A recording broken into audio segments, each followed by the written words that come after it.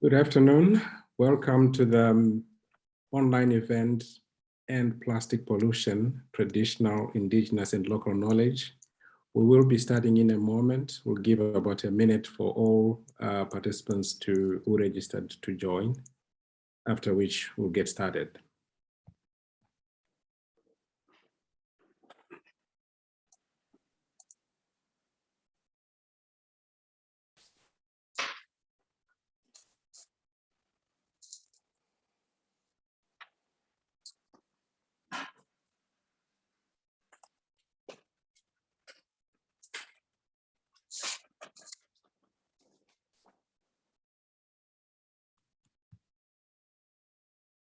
Okay, I can see we are now about 52 participants. We will let more people come in, but in the interest of time, let's get started.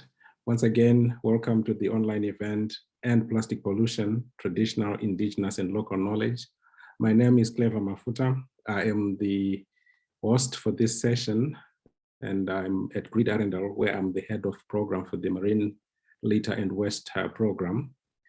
This side event is part of the 21st session of the UN Permanent Forum on Indigenous Issues, and it's organized jointly by the United Nations Environment Program, Global Partnership on Marine Litter, and GRID-Arendal.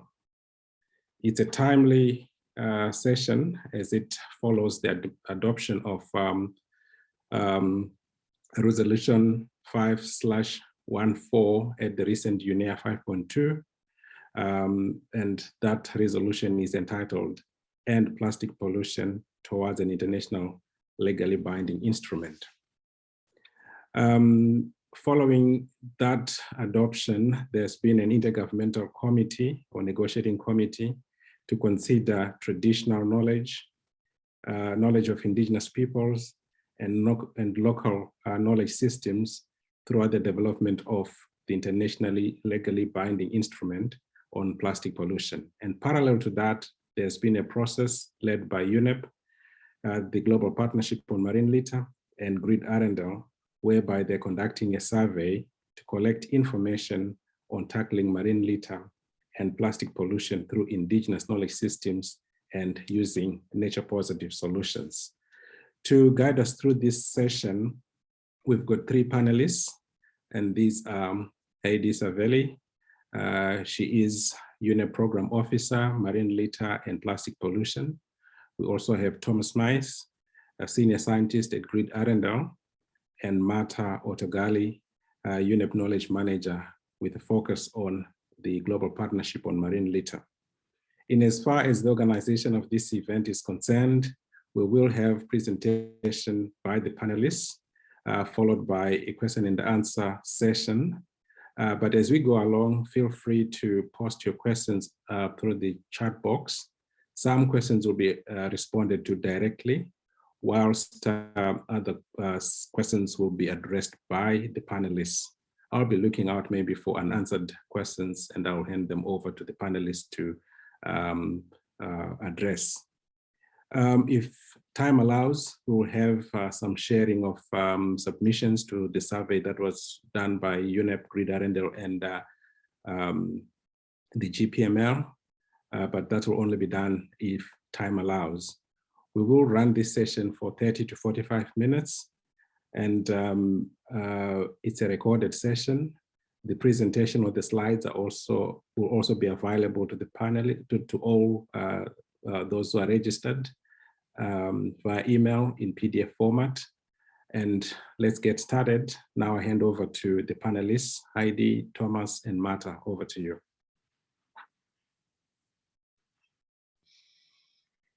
Thank you so much, Clever, and welcome everyone. Thank you for joining us and taking the opportunity of hearing a bit of what has been happening from the UN Environment Assembly, and also what is highlighted in the resolution. And also then I'll hand over to Thomas for a bit more in-depth zoom in on some of the responses for the survey, and onwards to Marta.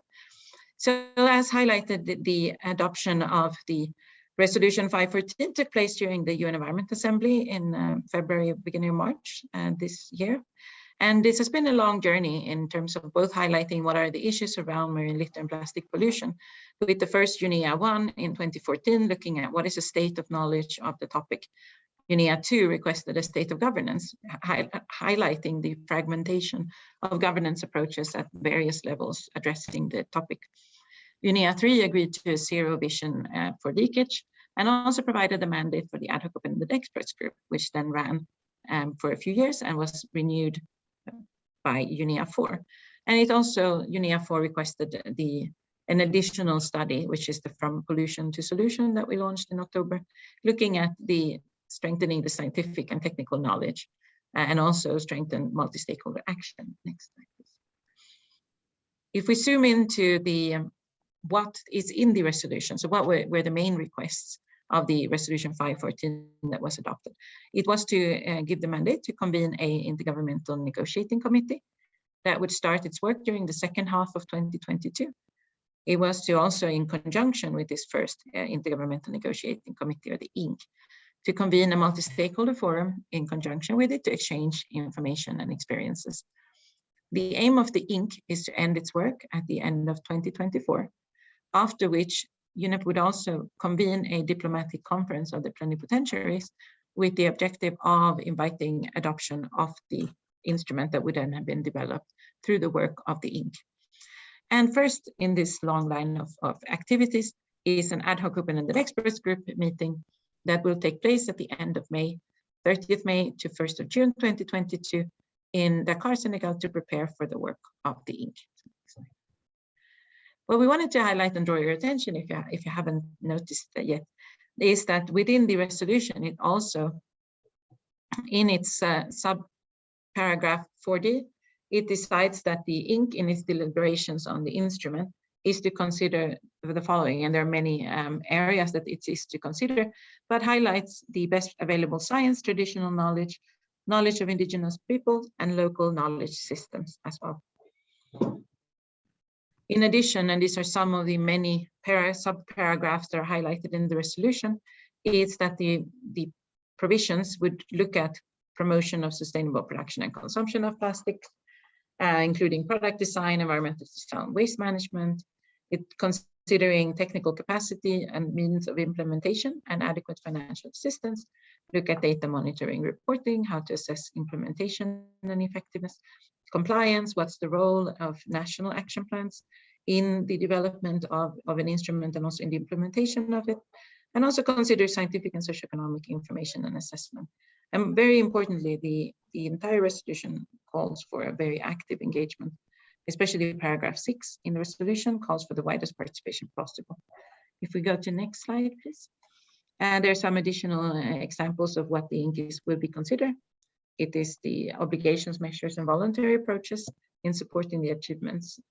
Define a potential financing mechanism to support implementation, taking into account national circumstances, and also build on lessons learned and best practices.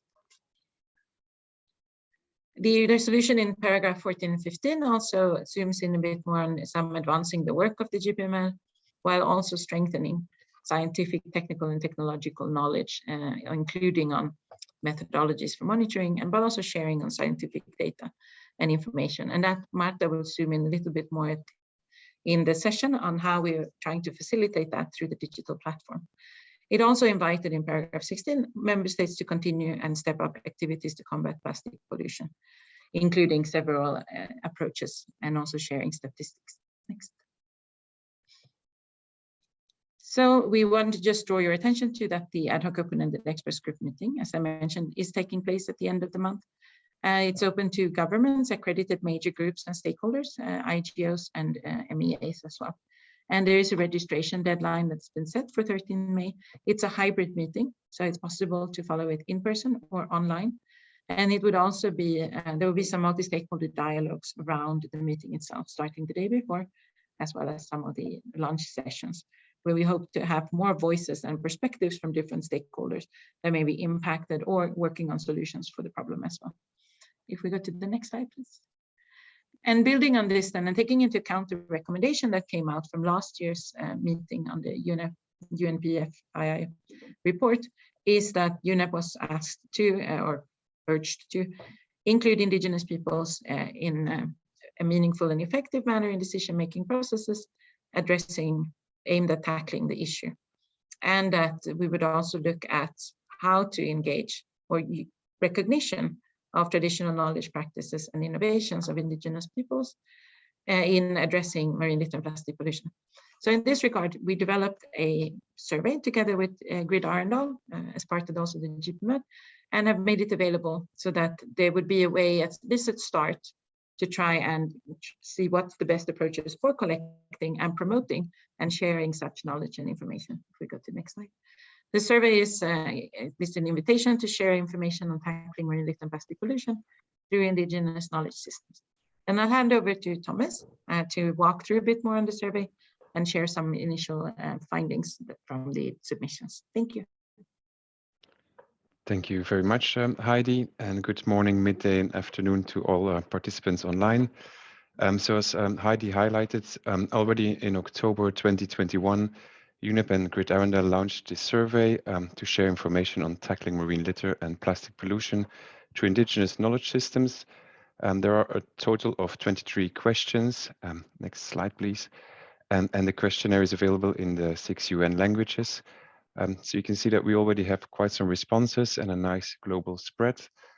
We have received around 20 responses so far, but we are counting on all of you to expand this further. In the next slide, please. I will try to highlight some examples of the types of information we're looking for. So here you can see, for example, 2 good examples. So you can see on the left side, the production of baskets from natural or even plastic material, which has been a practice in some Pacific and African indigenous groups. As such, they can actually reduce the amount of plastic they need for transporting items.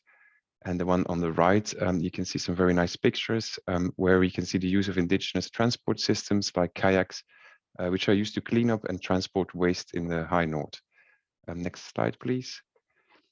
So some of the answers we received on our survey questions are of relevance to this forum. And so I will try to show you a quick scoop of 4 questions. So in the first one, you can see the breakdown into different types of approaches. So we asked people, how would you actually suit, or where would you actually suit in which type of category the approach? And so you can see here that reduction, collection, reuse, and recycling are very popular, which fits nice with the waste hierarchy. Next slide, please. Here we ask them which scale the practice could be applied, and you can see that although a lot of these practices are very small scale and in maybe some smaller groups, a lot of people think they might be locally or nationally very applicable, and even to a global or more international scale. Next slide, please. Then we asked what are some of the most important barriers to involve Indigenous people in decision making. And you can see here as well that, well, there is some lack of funding and lack of knowledge, but also which kind of processes they could feed into and how that capacity could be developed are important processes. Next slide, please. The last one is how they would like to engage with GPML platform, which is the global partnership on marine litter. And you can see that interactive webinars, what we are doing now, has been highlighted as one of the most important ones.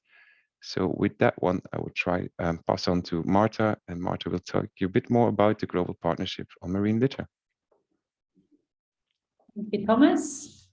So I'll take everyone through the highlights on the platform. As you can see here, a few links to join the platform and access the platform, and those will also be shared in chat. A quick overview on the timeline of the platform. This platform is currently a beta version, meaning that it's still under development, and the timeline for its launch is the one you're seeing on the screen. We are working through developing this platform with the help of the broader community and the stakeholders involved, both in supporting through content and by utilizing and leveraging really the value of the platform. And we are running several consultations to address the stakeholders' needs, but most importantly to design the platform using a user-centered approach. And if you go to the next slide, the platform, I think you can visualize everything. Yeah, thanks.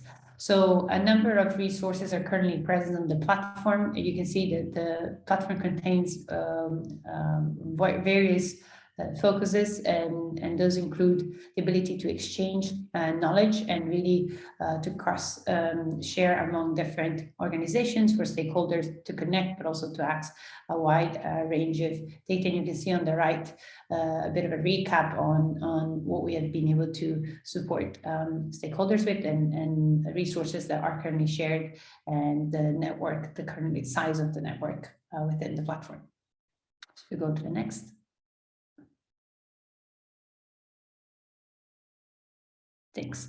So these are just some screenshots from the platform under the knowledge exchange for everyone to share, not only by completing the survey, but also accessing the various materials that are currently available on the platform. Bit of a snapshot on some of the learning resources, the library of resources, which include a wide range of resources from across the globe. And lastly, also highlights on several case studies that are also accessible through the platform. Most important is to remind everyone that we have put together and supported the coordination of various stakeholders through communities of practices, and we aim to also support the establishment of Center of Excellence to ensure capacity really building across regions and across various topics that are key to the team to end plastic pollution. Next.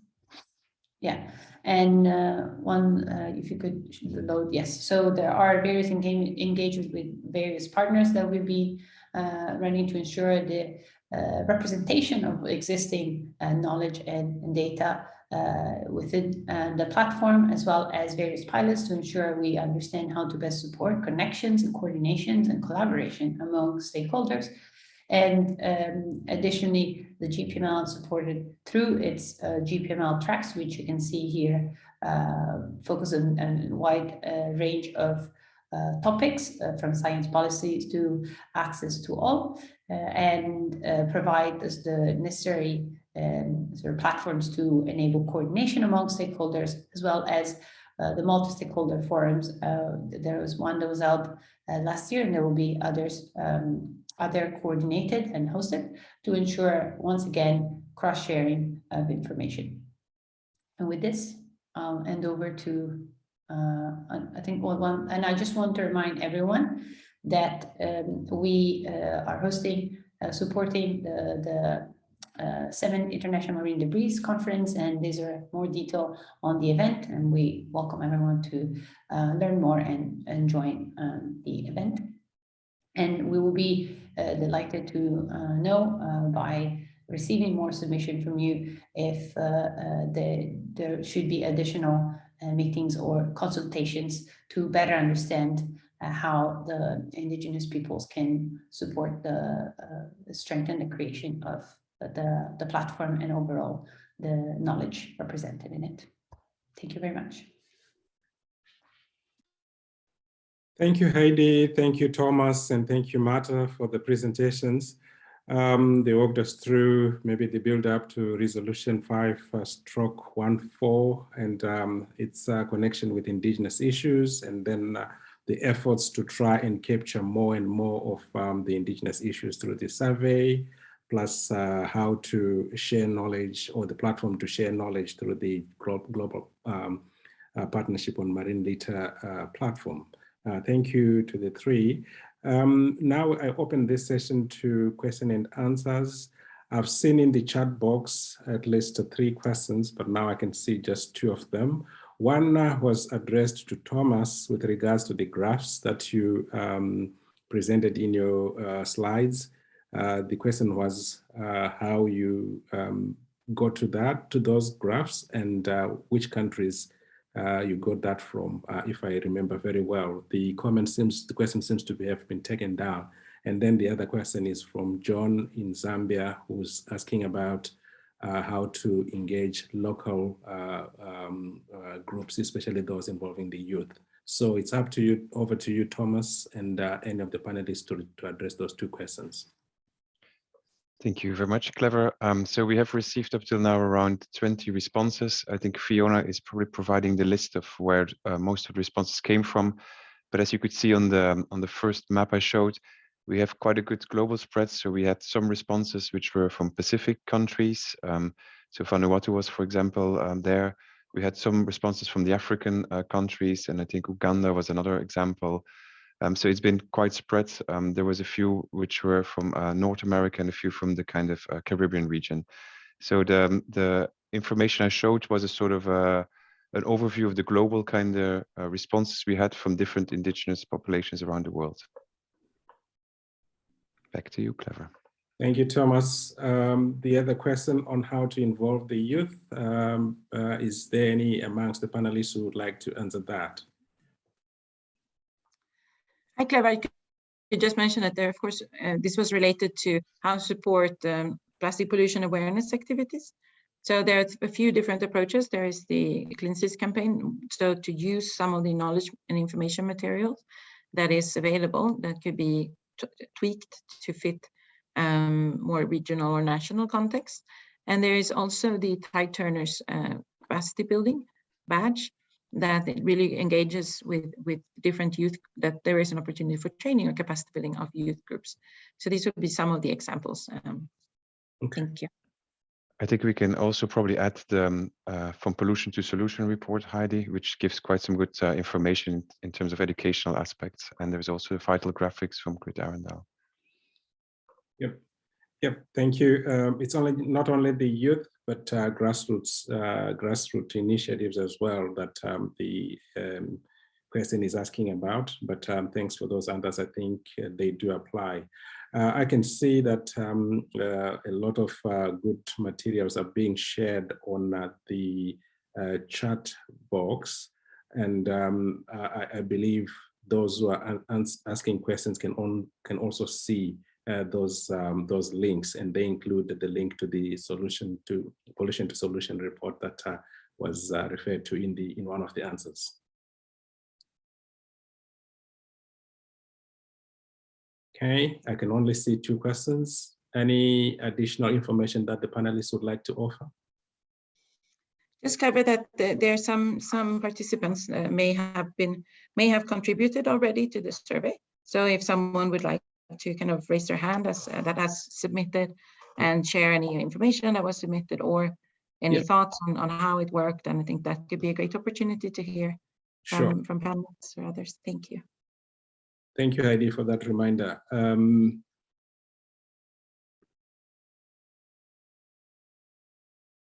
Okay, there is a question coming in regarding funding to travel to the 7th IMDC. Maybe that's addressed to UNEP. Whilst we are getting any of those who responded to the survey who is willing to come forward and share with us their submission. Sure. Yeah, there will be travel awards that will be put online within the next few weeks. So then interested entities or participants could apply for such travel awards. It's a limited number, but still something. Thank you. That's for the 7 IMDC. Okay, thank you, Heidi. For the submissions, anyone who is interested in coming forward and share their experiences amongst the participants? 2 names that had been given. And not sure if they are among the participants and if they are willing to share their submissions. Christian Jensen, are you around?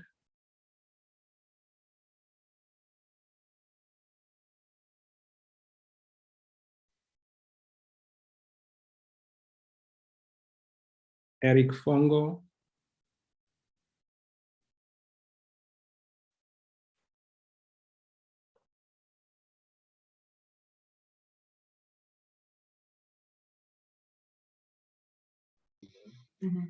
Clever. I think there's also some great sharing in the chat box, exchanging on where people are from and what they're doing. So this is super interesting, and please everyone keep doing that. It's always helpful to to know and tie together kind of what activities are being done. And we do think that if you are working on the topic, there is also opportunities to share via the digital platform so that others are aware of the work that you're doing.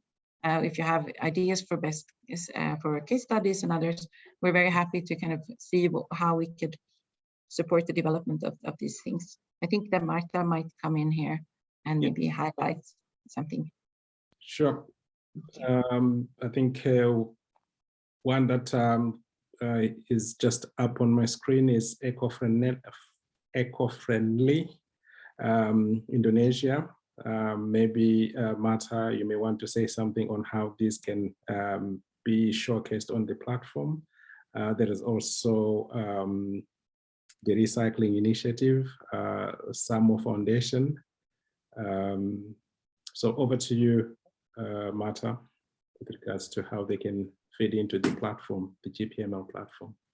Thank you, Clever. So I think I would advise everyone, and we are resharing once again in the chat the link to the survey, so that everyone starts by submitting their inputs and sharing their feedback and information on what they're doing currently through this survey, because that's a good way for us to have a good overview of what's happening, but also to better understand how to tailor our support, and also how to help coordinate and gather feedback needed to support the design and development of the platform per se.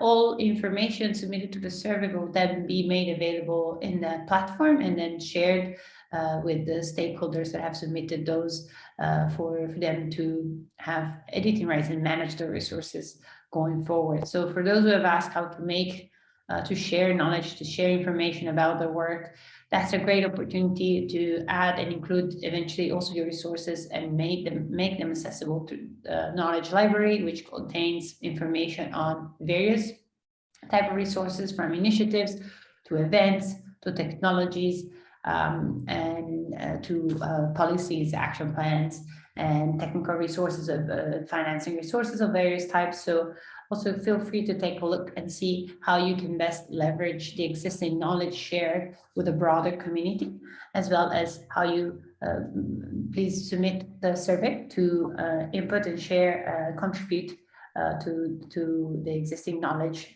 to make everyone aware of the Indigenous people's work. Thank you, Martha. Whilst we're waiting for maybe some submissions from the participants, let me also come to this question. I think it's addressed maybe to Thomas. Are there existing methodologies on how to integrate traditional knowledge with scientific data?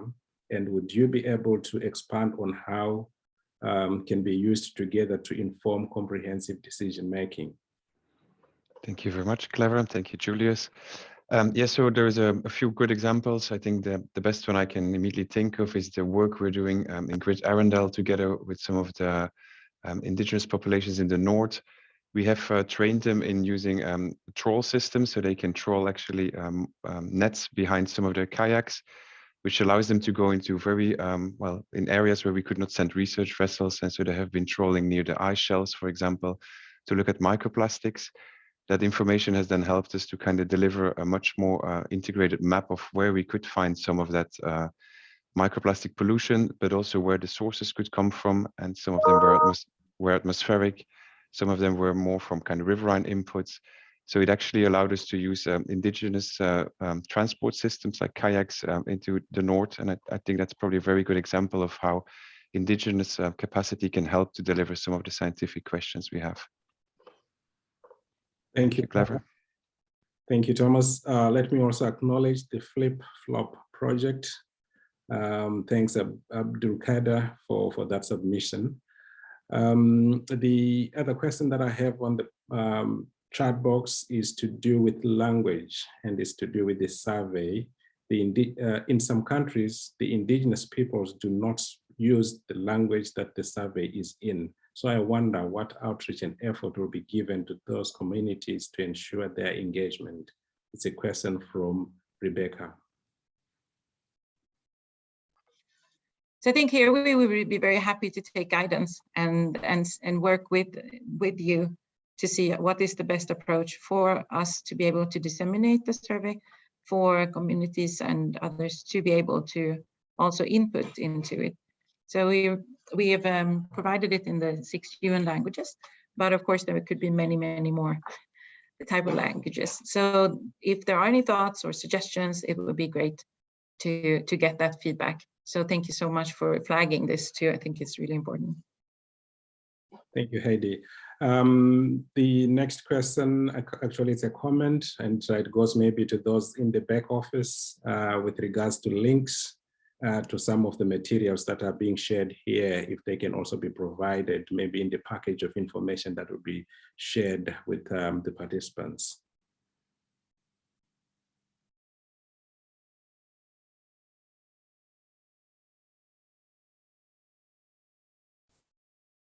Let me also acknowledge Echo Filtro.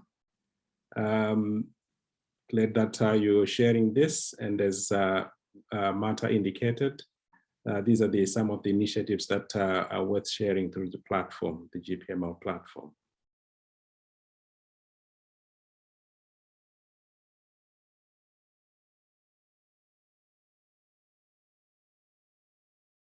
Also, thank you for the comment from Kasya Patel, Oceanic Global.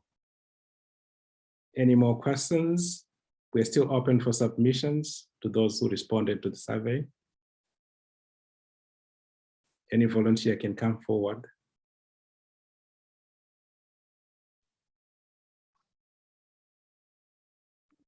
There was also a question, Clever, in the chat around if the intention is also to look at kind of evaluating the to evaluate engagement of Indigenous peoples in previous MEAs. So this is a new process, and I think we're looking at where is it possible to what others have tried and tested, but the intention is not specifically to go and kind of evaluate the previous resolution or previous MEAs, but rather look at in this new one that is calling for very specific broad engagement of stakeholders in paragraph 6, as I mentioned. It is calling for how to consider using the knowledge systems and from Indigenous peoples and others. This is how we're trying to also learn from what is submitted into the survey, but not limited to it alone, but see how can we shape a process, or how can we support the governments and others to put in place a process, and that is highly inclusive, and that also is built on information coming from those that are most familiar with what opportunities there are in terms of information sharing and best practices. Thank you. Thank you, Heidi, for responding to that question. With regards to engagement, how Indigenous peoples' initiatives were engaged within the previous multilateral environmental agreements. Maybe a point or a question to Marta, just by way of being proactive on our side. There is quite a lot of good information that's being shared in the chat box. Is there a way of following up with these people? I think I cannot read all of them. I might have skipped one or two, but lots of good stuff is coming in through this chat box from, including the one that I talked about just now about mapping. I don't know whether I did, mapping by Open Oceans. That's John Kakandelwa, to the engagement of traditional groups through local NGOs and so on by Jean Cazet. I hope I pronounced the name correctly. My apologies. Over to you, Marta. Yes, once again, I suggest everyone to fill out the survey for us to have first point of contact and understand better the realm of the knowledge and available, and also to be able to support and eventually organize activities such this one to strengthen the engagement with Indigenous people and also understand better what are the needs that the knowledge will have, the platform can support, and how we can best eventually collaborate together to support also the bigger processes that are happening in the background that Heidi has explained throughout the presentation. So once again, please fill out the survey so that we have all the information needed to support the engagement further. Thank you, Marta. There is interest to connect post this talk. I'm sure those in the back office will help the participants to connect with each other after this. Maybe Heidi, you want to comment on that?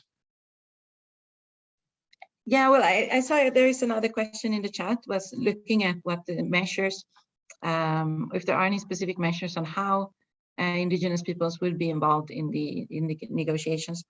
And here I could kind of highlight that the meeting that is at the end of this month, of May, that is when the open-ended working group will consider then what are the rules of procedures for the upcoming intergovernmental negotiating committee. And here they could, of course, also zoom in more on what are some considerations around multi-stakeholder engagement. There is, of course, within the UN accredited major groups and stakeholders, there is already a major group, the Indigenous peoples and their communities.